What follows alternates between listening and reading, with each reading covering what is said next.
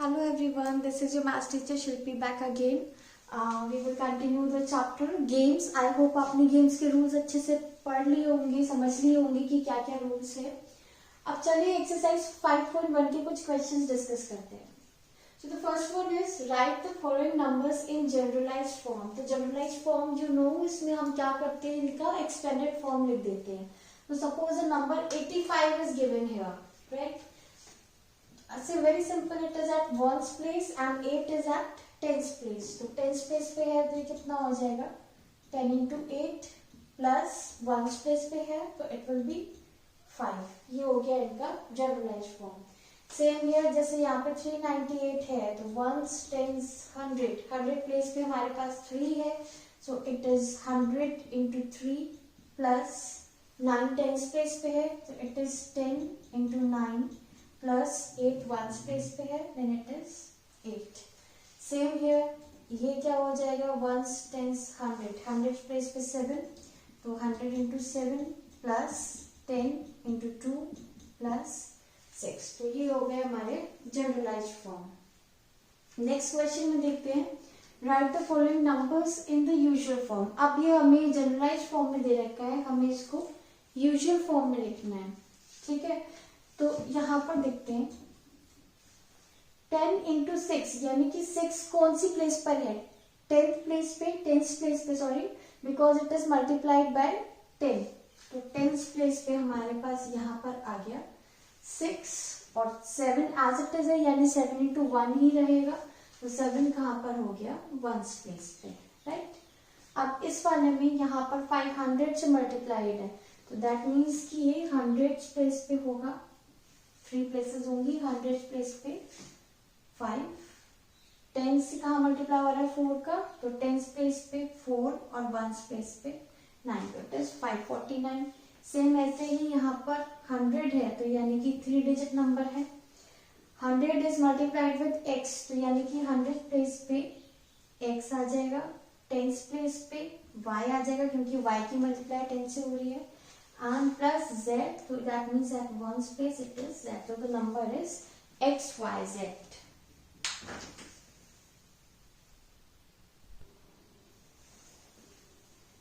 Okay, so in question 3 without performing actual computation find the quotient when 95 minus 59 is divided by 9. मतलब दो numbers हमें दिए 95 और 59 और आप देख सकते हो कि दोनों की जो डिजिट्स है वो इंटरचेंज है यानी कि it is A B minus B A वाला जो फॉर्म हमने देखा था. तो डिफरेंस वाले में हमने क्या देखा था कि क्या आया था हमारा 9 into A minus B, right. तो अब इसमें या तो ये 9 से भी डिवाइडेड होगा, 9 से जब हम डिवाइड करेंगे तो क्वेश्चन क्या आएगा it is equal to difference of the digits. तो डिजिट्स का डिफरेंस कितना है 9 minus 5 is 4 तो हमारे पास है difference of digits 9 minus 5 that is 4. तो जब हमने इसको 9 से डिवाइड करा हमारा एक्सप्रेशन आया था ऐसा A B minus B A is equal to 9 into A minus B, something like this. Okay, तो अब इसमें जब हमने 9 से डिवाइड किया तो क्वेश्चन क्या बचेगा a माइनस बी यानी कि डिफरेंस ऑफ डिजिट्स. तो 9 से जब हम डिवाइड करेंगे तो question will B 4. This is your answer. मतलब हमें एक्चुअली इसको डिवाइड करके नहीं देखना, हमें ऐसे ही इस रूल को यूज करके बताना है कि क्या क्वेश्चन आएगा. अब इस केस में अगर हम उल्टा कर दे इसको 4 से डिवाइड कर दे यानी कि हमने इसको डिवाइड करा a माइनस बी से डिफरेंस ऑफ डिजिट से तो क्या क्वेश्चन बनेगा 9. तो in this case the question will B 9. Okay, now the next question. अब यहाँ पे हमने सम ले लिया है without performing actual computation find the quotient when the sum of 79 and 97 is divided by 11. तो जब हम 11 से डिवाइड करते हैं तो आपको पता है क्वेश्चन क्या आता है सम ऑफ डिजिट्स है ना. It was like 11 into A plus B ये इक्वेशन आई थी जो हमने प्रीवियस लेक्चर में प्रूव किया था। तो 11 से अगर हम डिवाइड करेंगे तो कितना बचेगा, a प्लस बी, यानी कि सम ऑफ डिजिट्स। अब पहले देखते हैं सम ऑफ डिजिट्स कितना है यहाँ पर, यानी कि 9 प्लस 7, तो इट इज 16। तो 11 से जब हम डिवाइड करेंगे तो a प्लस बी बचेगा, यानी कि सम ऑफ डिजिट्स। तो क्वेश्चन क्या हो जाएगा, 16।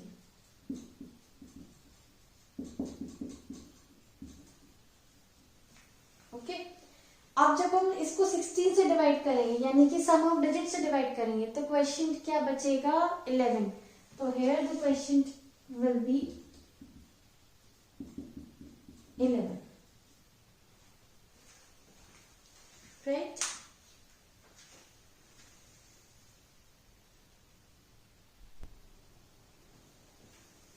So students, let us see the next question. Find the quotient if the sum of the numbers 784 and two other numbers obtained by arranging the digits of 784 in cyclic order is divided by these numbers. अब क्या मतलब है इस question का, एक हमें 3 digit number दे रखा है 784, ठीक है।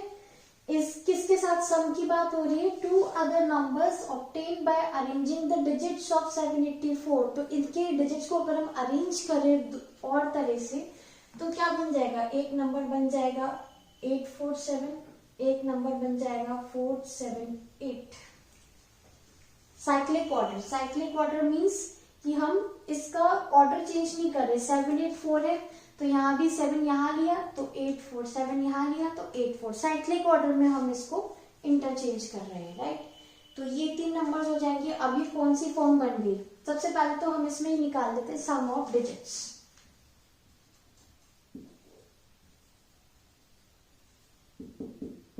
सम ऑफ डिजिट्स यानी कि a plus B plus C, जो अगर हम इसको ले ले a b और c, तो it is a plus B plus C, यानी कि 7 प्लस 8 प्लस 4। तो सम ऑफ डिजिट्स यहाँ पर कितना बन गया, 8 और 4 12, 12 और 7 19।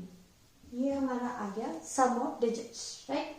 अब हमने इक्वेशन क्या पढ़ी थी, जो हमने इक्वेशन सम वाला निकाला था रूल 1 में 3 डिजिट्स के लिए, 3 डिजिट नंबर्स के लिए, वो हमारा आया था A B C plus B C A plus C A B is equal to, 2 equation निकाली थी हमने, 111 into A plus B plus C. एक तो ये निकाला था, दूसरा हमने क्या किया था, 111 को ही फैक्टराइज करके लिख दिया था। 111 को हमने क्या लिख दिया था, 3 into 37।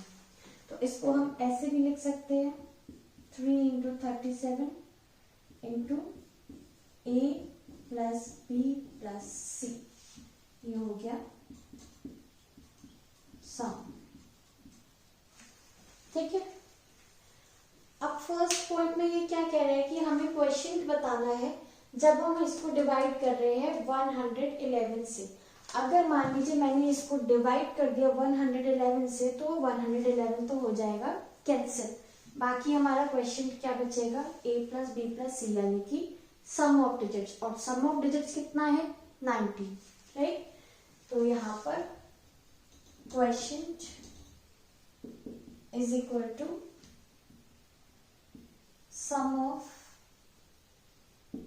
digits, that means 7 plus 8 plus 4 is equals to 90. This is your answer, right?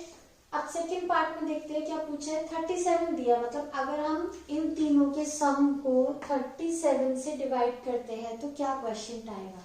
तो इन तीनों का सम इसके इक्वल है, इसको अगर मैं डिवाइड कर दूं 37 से, 37 में 37 तो कैंसिल हो जाएगा, तो 37 तो हट गया, बाकी क्या बचा, 3 into A plus B plus C, है ना। तो इस केस में the question will be equal to 3 into A plus B plus C, that means it is 3 into sum of digits. Sum of digits हमारा कितना है, 19। अभी हमने निकाला है सम ऑफ डिजिट्स, राइट। तो इसको अगर मल्टीप्लाई कर दे कितना आ जाएगा 57,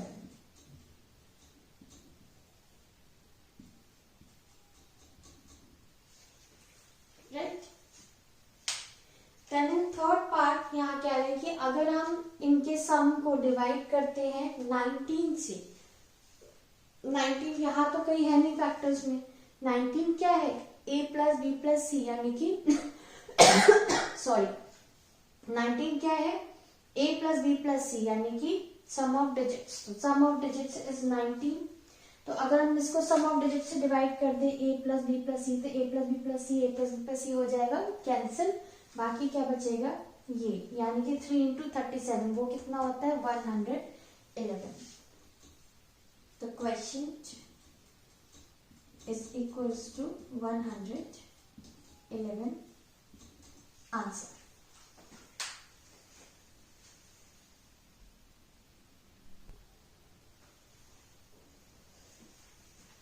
Okay students, now next and last question of the exercise. Without actual computation, find the quotient when the difference of this and this is divided by 9.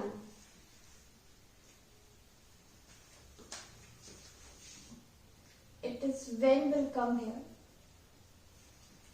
मतलब बिना डिवाइड करे actual computation किए बिना हमें क्वेश्चन बताना है जब हम 952 और 259 के डिफरेंस को डिवाइड कर रहे हैं किससे 9 से। अब ये दोनों नंबर्स देखो 952 एंड 259 क्या है, ये वंस और हंड्रेड्स प्लेस इंटरचेंज है, यानी ये कौन सी वाली फॉर्म बन रही है ABC माइनस CBA वाली, है ना। तो इसमें हमने क्या निकाला था रूल 2 में, किसके इक्वल आया था ये, it was 99 into A minus C। ये केस हमने लिया था when A is greater than C, तो यहाँ पर A क्या है 9 इज ग्रेटर देन 2, तो ये केस हमारा आ जाएगा, राइट। तो अब इसमें A माइनस C क्या है, यानी difference of hundreds and ones place digits, इनका डिफरेंस कितना हो जाएगा A minus C is equals to 9 minus 2 that is 7, ठीक है। तो इस नंबर को हम डिवाइड कर रहे हैं किससे 9 से। अब देखते हैं, हमारे पास रूल 2 में कंडीशन थी ABC minus CBA is equals to 99 A minus C। अब 99 को हम इसके फैक्टर्स में स्प्लिट करके लिख सकते हैं, ABC माइनस CBA। 99 को हम क्या लिख सकते हैं 9 into 11 multiplied by A minus C। तो यानी कि इस क्वांटिटी को जब हम 9 से डिवाइड करेंगे तो क्या बचेगा 11 इंटू A माइनस C, है ना। So the question will be equal to 11 into A minus C, right? So 11 into A minus C यानी कि 11 into A minus C, A क्या है 9 और C क्या है 2, तो 9 minus 2 that is 11 into 7 that is 77. Therefore question is 77 answer. Yeah. So students, the exercise is completed now. Now in the notebooks, first you have to do the rules. Rule 1 और rule 2 दोनों 2 digit और 3 digit के लिए हमने जो proof करा है, जैसे कि ये इक्वेशन हमने रूल 2 में निकाली है 3 डिजिट नंबर्स के लिए।